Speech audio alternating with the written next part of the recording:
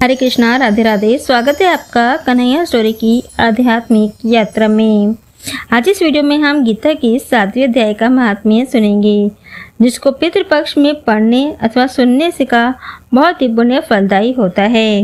गीता के 7वें अध्याय को पढ़कर अथवा सुनकर और उसका फल अपने पितरों को अर्पण करने से पितरों का आशीर्वाद मिलता है, पितृदोष से मुक्ति मिलती है और सभी सुखों की प्राप्ति होती है।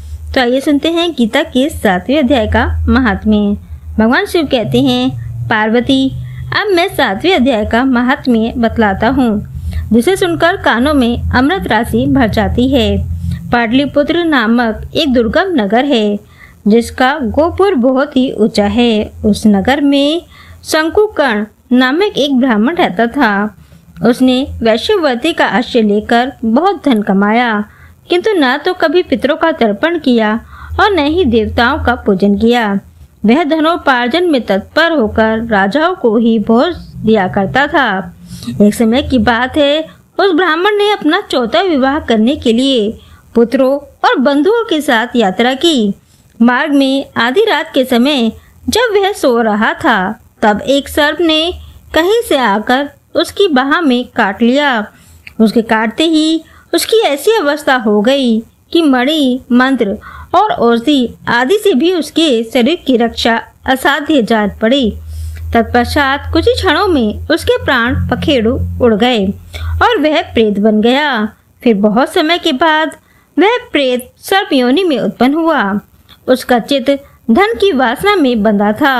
उसने पूर्व वृत्तांत का स्मरण करके सोचा, मैंने घर के बाहर करोड़ों की संख्या में अपना जो धन गाड़ रखा है, उससे इन पुत्रों को वंचित करके स्वयं ही उसकी रक्षा करूंगा।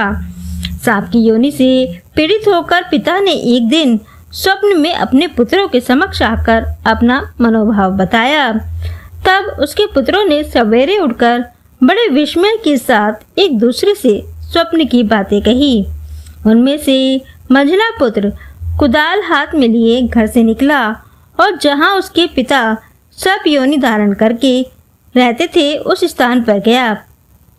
यद्यपि उसे धन के स्थान का ठीक ठाक पता ही नहीं था, तो भी उसने चिन्हों से उसका ठीक निश्चय कर लिया और लोभ बुद्धि से वहां पहुंचकर बॉबी को खोदना आरंभ किया। तब उस बॉबी से बड़ा भयानक सांप प्रकट हुआ और बोला, ओ मूढ़, तू कौन है? किस लिए आया है? यह बिल क्यों खोद रहा है? किसने तुझे भेजा है? ये सारी बातें मेरे सामने बता।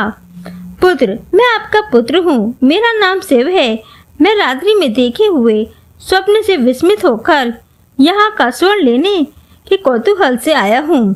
पुत्र की यह वाणी सुनकर वह सांप हंसता हुआ ऊंचे स्वर से इस प्रकार स्पष्ट वचन बोला, यदि तू मेरा पुत्र है तो मुझे शीघ्र ही बंधन से मुक्त कर। मैं अपने पूर्व जन्म के गाड़े हुए धन के लिए ही सर्प योनि में उत्पन्न हुआ हूँ। पुत्र, पिताजी आपकी मुक्ति कैसे होगी, इसका उपाय मुझे बतलाइए, क्योंकि मैं इस रात में सब लोगों को छोड़कर आपके पास आया हूँ। पिता बोला, बेटा, गीता के अमृत में 7वें अध्याय को छोड़कर मुझे मुक्त करने में तीर्थ, दान, तप और यज्ञ भी सर्वथा समर्थ नहीं है। केवल गीता का 7वें अध्याय ही प्राणियों की जरा, मृत्यु आदि दुखों को दूर करने वाला है। पुत्र, मेरे श्राद्ध के दिन गीता के 7वें अध्याय का पाठ करने वाले ब्राह्मण को श्रद्धा पूर्वक भोजन कराओ। इससे निसंदेह मेरी मुक्ति हो जाएगी।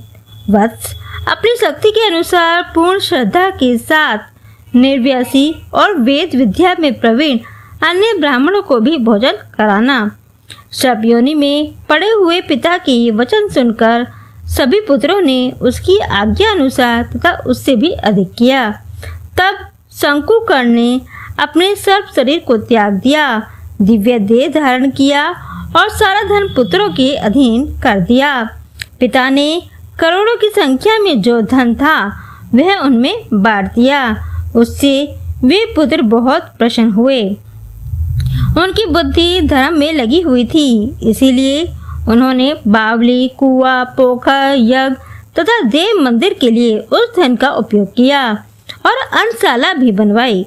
तत्पश्चात 7वें अध्याय का सदा जप करते हुए उन्होंने मोक्ष प्राप्त किया। हे पार्वती, यह तुम्हें 7वें अध्याय का महात्म्य बतलाया, जिसके श्रवण मात्र से मानव सब पातकों से मुक्त हो जाता है।